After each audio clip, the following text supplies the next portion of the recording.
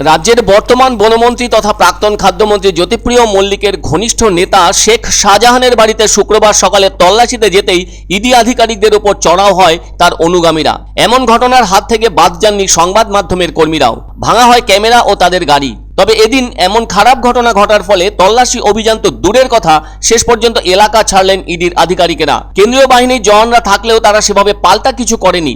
এদিন অবশ্য রাজ্যের বেশ কয়েকটি জায়গার সাথে ওই মন্ত্রী ঘনিষ্ঠ নেতা শেখ শাহজাহানের বাড়িতে রেশন দুর্নীতি কাণ্ডের তদন্তের কারণে ইডির আধিকারিকরা তল্লাশি অভিযানে গিয়েছিলেন, কিন্তু ওই তৃণমূল নেতার বাড়িতে ঢুকতে গিয়েই বাধা পান তদন্তকারীরা।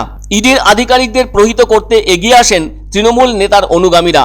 বলপ্রয়োগ করে সরিয়ে দেওয়া হয় কেন্দ্রীয় বাহিনীর জওয়ানদের। আরো অদ্ভুত ঘটনা যেটি, তা হলো ইডি আধিকারিকদের দিকে ধেয়ে গিয়ে তাদেরকে এলাকা ছাড়া করতে বাধ্য করা হয় বলে অভিযোগ। সেই সাথে নষ্ট করা হয় ইডির আধিকারিকদের গাড়ি। দুজন ইডি আধিকারিক প্রহিত হয়েছেন বলেও জানা গেছে। যার বাড়িতে এদিন তল্লাশি অভিযানে গিয়ে ইডি আধিকারিকদের এ ধরনের হেনস্থা হতে হলো, সেই শেখ শাহজাহান সন্দেশখালী বিধানসভার তৃণমূলের কনভেনার।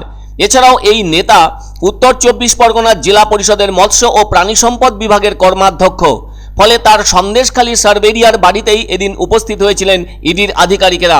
সেজন্য এদিনের এমন ন্যাক্কারজনক ঘটনাটি ঘটে সন্দেশখালী বিধানসভার অন্তর্গত সার্ভেরিয়া গ্রামে।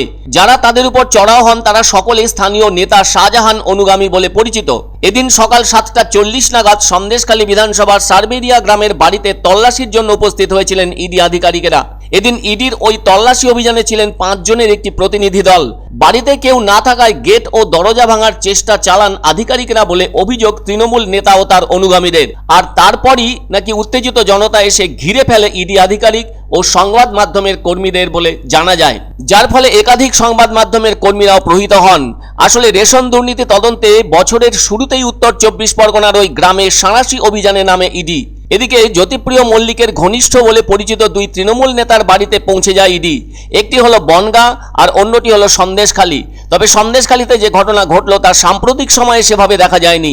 এ ব্যাপারে তৃণমূল নেতা তথা উত্তর 24 পরগনা জেলা পরিষদের মৎস্য ও প্রাণী সম্পদ বিভাগের কর্মাধ্যক্ষ শেখ শাহজাহানের অনুগামীদের দাবি, ইডি আধিকারিকরা কেন কোনো নোটিশ না দিয়ে এই অভিযানে এসেছে।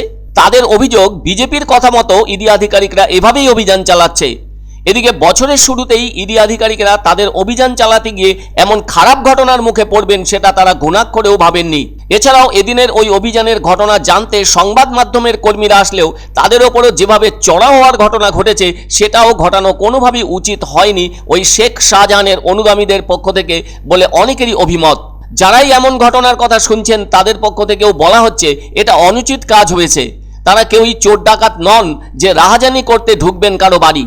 তাছাড়া এই রাজ্যের অনেক নেতা মন্ত্রী সহ রাজ্যের সরকারি পদে থাকাদের বাড়ি ঘর কিংবা অফিস ও ব্যবসায়ী প্রতিষ্ঠানেও তল্লাশি অভিযান চালিয়ে এসেছেন ইডি আধিকারিকেরা। কোথাওই এ ধরনের নোংরা ঘটনার সম্মুখীন হননি বলে অভিমত অনেকের। এদিনের সকালবেলার এই ঘটনা নিয়ে আলোচনা শুরু হয়েছে সর্বত্রই। তবে ইডি আধিকারিকেরা এদিনের ঘটনার ব্যাপারে কি সিদ্ধান্ত নেন কিংবা নতুন করে কোনো তল্লাশির বিষয় স্থান পায় কিনা সেটাই এখন দেখার।